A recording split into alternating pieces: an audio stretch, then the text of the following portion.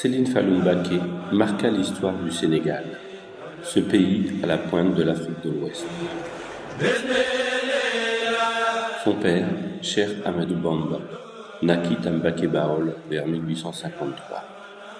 Il apprit le Coran grâce à Mame Mor Anta Sali, son vénérable père, qui était un grand érudit. Sa mère, Mame Diarra Bousso, était une femme très pieuse. On la surnommait Diarratullah, la proche de Dieu. En 1883, à Mbacké Kayor, Mame Mor Anta Sali, son père, quitta ce monde, et Cheikh Ahmadou Bamba, qui n'avait que 30 ans, enseignait le Coran comme lui avait appris son frère. Un jour, il réunit ses élèves et leur expliqua qu'il allait leur enseigner comment être plus proche de Dieu, et que ceux qui voulaient pouvaient aller vers d'autres écoles pour continuer leur enseignement. Seule une poignée resta, et c'est ainsi que naquit le mouridisme, ou la voie de l'imitation du prophète.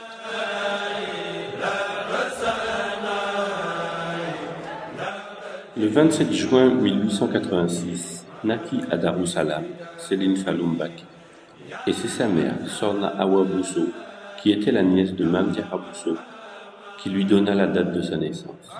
Et ce jour, le Kassoladja, est aussi le jour où le prophète Mohammed monta au ciel et redescendit avec les 5 prières quotidiennes. En 1887, Cheikh Ahmadou Bamba partit dans une forêt peuplée d'animaux sauvages.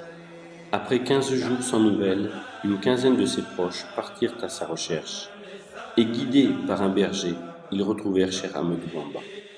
Celui-ci expliqua que c'est ici tout bas, en référence à l'arbre du paradis cité dans le Coran, et il leur demanda de revenir construire une concession pour s'installer ici.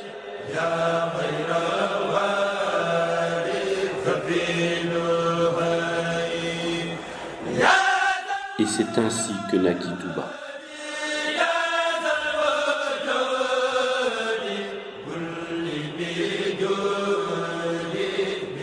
Serigne Fallou apprit le Coran à Ndam avec Serigne Abdourahmane Lo.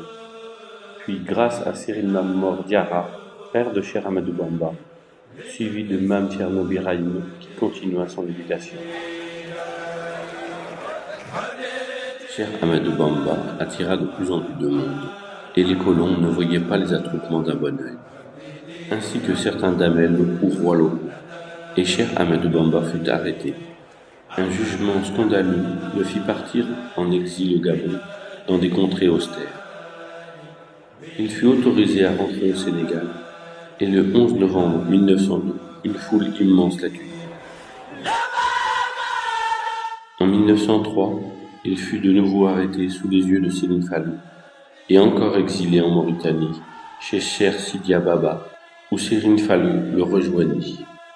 Il reviendra au Sénégal en 1907, où il fut assigné à résidence à Thiéyenne, puis en 1912 à Diourbel.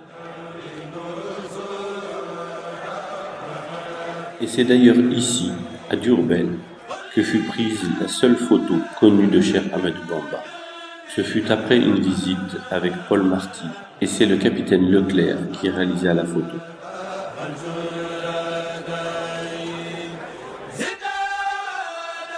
Diourbel, où l'on peut voir une belle mosquée d'art byzantin, construite à la demande de Cheikh Ahmadou Bamba. Elle fut achevée en 1924, et en novembre 1925, une demande écrite par Serigne Mbacké Bousso et signée par Cheikh Ahmadou Bamba fut adressée aux colons pour leur demander l'autorisation de construire une mosquée à Touba. La réponse signifia qu'il fallait attendre l'arrivée du chemin de fer à Touba à cause des charges trop lourdes pour une construction de cette sorte. Mais Cheikh Ahmadou Bamba ne verra jamais cette grande œuvre. Il quitta ce monde à Diourbel le 19 juillet 1927 et fut mis en terre à Touba. Serigne Mouhamadou Moustapha Mbacké, son fils aîné, fut le premier khalife de la confrérie mouride. Il demanda à Serigne Fallou, son frère, de partir à la Mecque en hommage à son père. Le 7 mars 1928, accompagné de Cheikh Anta Mbacké, Serigne Mbacké Bousso, Serigne Tako Mbacké, Serigne Mayoro Fall, Serigne Modou Ndiaye Diop, Serigne Ibrahima Diop et Serigne Moulay Bousso. Et tous les jours, Serigne Fallou écrivait les détails de la journée. Nous savons par exemple que Serigne Mbacké Bousso dirigea la prière de Korité. Puis ils visitèrent Alexandrie, ainsi que le Caire et son université Al-Azhar, et le tombeau de Omar, compagnon du prophète. Le 15 avril 1928, ils arrivent à Médine, où ils visitent la ville et le mausolée du prophète Mohammed. Le 28 avril, ils prièrent dans la mosquée El-Kaaba, construite par Mohammed. Le 21 mai, ils arrivèrent à la Mecque. Serigne Fallou passa 2 jours à prier et récita entièrement le Coran, où il dédia toutes ses prières à son père, Cheikh Ahmadou Bamba. Puis ils repartirent au Sénégal et arrivèrent le 28 juin 1928. Serigne Moustapha Mbacké prit en charge les travaux de la voie ferrée, et il y eut jusque 2000 travailleurs, dont les valeureux Baye Fall. Les travaux commencèrent le 21 novembre 1929 et le train arriva fin février 1931. Ainsi, le 4 mars 1932 put commencer les travaux de la grande mosquée de Touba. En 1939, les travaux furent arrêtés à cause de la Grande Guerre qui frappait l'Europe. Le 13 juillet 1945, disparaissait Serigne Moustapha Mbacké, et Serigne Fallou Mbacké prit en charge les destinées de la confrérie. Il était comme son père et son frère, très disponible, et de plus en plus de monde va vers lui.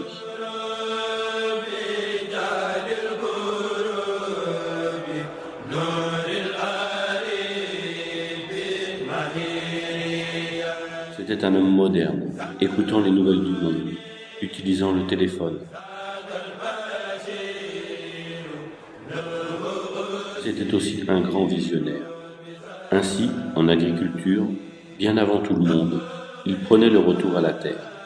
Il était convaincu que la terre assurait l'autosuffisance alimentaire. Il fit acheter des tracteurs et donna l'exemple dans certains villages. Il fit utiliser les engrais verts, fit pratiquer la jachère et les brise-vents. Mais sa plus grande œuvre fut de continuer la grande mosquée de Touba. Il changea les architectes, fit recalculer le coût des travaux et redécider les plans.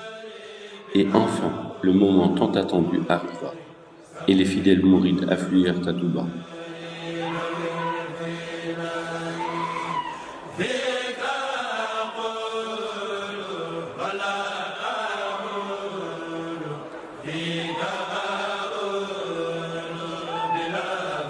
Plus de 70 000 personnes arrivèrent, ainsi que des délégations officielles d'autres confréries et le monde politique, dont le président Senghor. Ce jour mémorable fut le 7 juin 1963. Son secrétaire, El Hadji Dame Dramé, lut le discours officiel, où il remercia tous les travailleurs pour le dur labeur qu'ils venaient d'accomplir. Il expliqua que cette œuvre était la vision de Cheikh Ahmadou Bamba, qui voulait qu'elle ressemble à la mosquée de Médine, dédiée au prophète. Et il remercia chaleureusement le président Senghor. À 13h30, Serigne Fallou dirigea la prière inaugurale. Enfin, le vœu de Cheikh Ahmadou Bamba, qui repose ici, fut exaucé.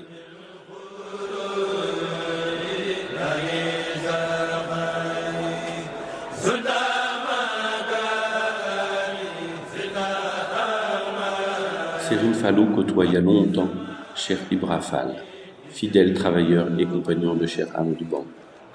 Et Cheikh Ibra Fall lui demanda de se souvenir de lui. Serigne Fallou, en hommage à ce grand homme, donnera le nom de Lamp Fall au plus haut minaret de la mosquée.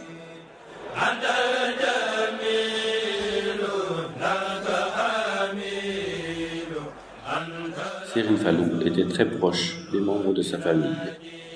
Il ne manquait pas une occasion de les visiter, de les aider et de les guider. Il reçut beaucoup de délégations officielles, comme ici, le Premier ministre du Nigeria du Nord, Sir Ahmadou Bello, puis des délégations religieuses d'autres familles.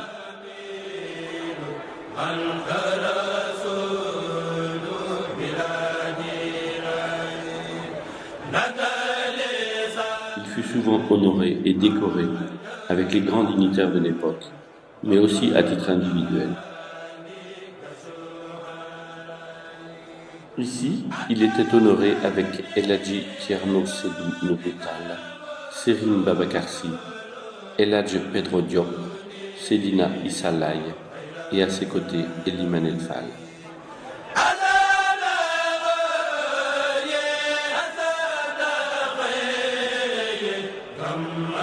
Et profitons ensemble de ces quelques images du Saint-Homme.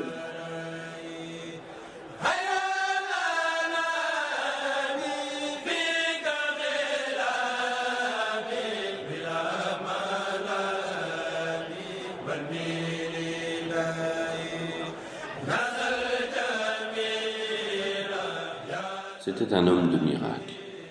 On raconte qu'un jour, un agriculteur vint voir Céline Fallou avec son cheval pour lui expliquer que celui-ci refusait de travailler. Céline Fallou parla à l'oreille du cheval, et on dit que depuis cet instant, le cheval fut transformé et ne s'arrêtait jamais de travailler au grand bonheur de son propriétaire.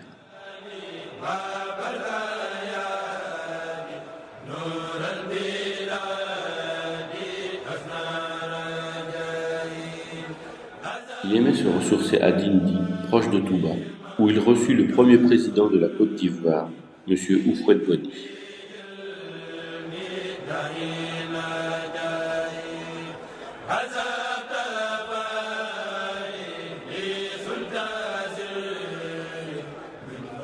Il était très ami avec le premier président du Sénégal, M. Senghor, qui venait souvent le voir.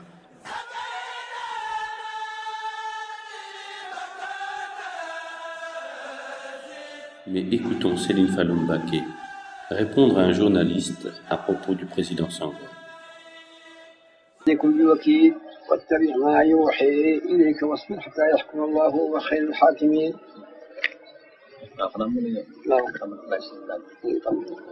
Vous pouvez maintenant, Monsieur Colomès, le calife a fini la lecture de quelques versets du Coran.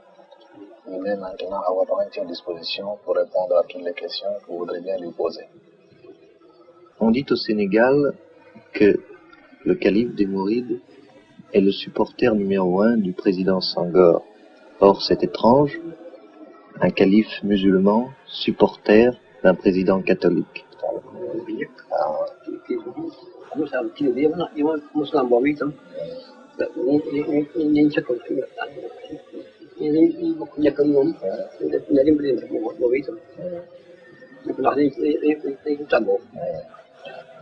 Pour le calife, la politique ne se mêle pas à la religion. Il est musulman, il est le chef de la plus grande confrérie religieuse en Afrique Nord, musulmane comme vous dites, et le président Senghor, évidemment, est catholique. Mais le calife ne s'intéresse pas au président Senghor parce qu'il est catholique, il s'intéresse à lui surtout parce qu'il pense que dans le domaine de la conduite des affaires du pays, le président Senghor est le plus apte, le plus capable. Et pour le calife, les intérêts supérieurs du Sénégal sont au-dessus de toute considération.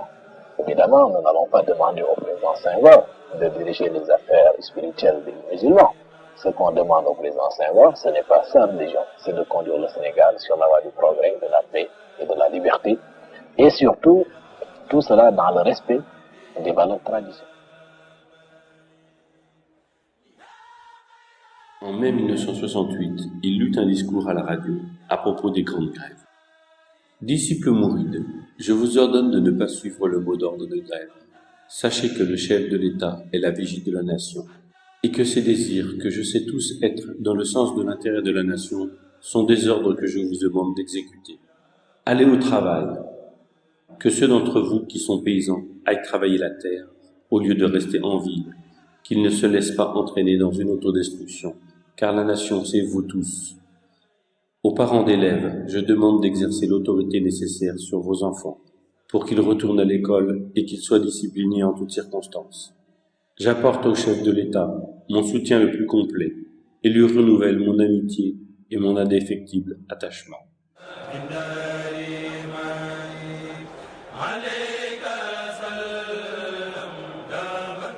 Serigne Fallou Mbacké fut rappelé vers son père le 6 août 1968 et c'est Serigne Abdoul Ahad Mbacké qui prit les rênes de la confrérie mouride.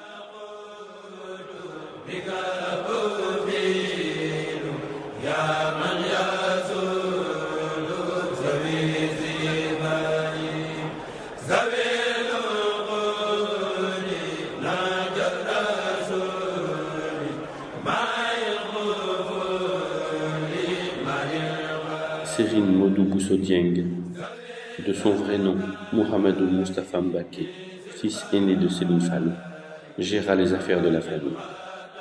Il était un fin diplomate. Il voyagea beaucoup et fut reçu par le président Omar Bongo au Fouad-Boigny, aussi en Arabie Saoudite, et on peut le voir ici avec le président égyptien Gamal Abdel Nasser, où l'on reconnaît sur la photo El Hadji Mohamedou Lamine Bara Mbacké, qui lui succédera le 14 février 2000. Il fut le premier petit-fils de Cheikh Ahmadou Bamba à diriger la confrérie mouride, après le rappel à Dieu de Serigne Saliou Mbacké, le 28 décembre 2007. Et lui aussi sera toujours disponible pour recevoir tout le monde, venu chercher des prières et des conseils. Il quitta ce monde à Alieu le 30 juin 2010, et Serigne Abo Mbacké, son frère, lui succéda pour la famille, avec son agréable sourire et sa légendaire simplicité. Il faut dire qu'avec une mère Baye Fall, quoi de plus normal. Et maintenant, le khalife général de la confrérie mouride est Serigne Sidi Maktar Mbacké, à qui nous souhaitons une longue vie.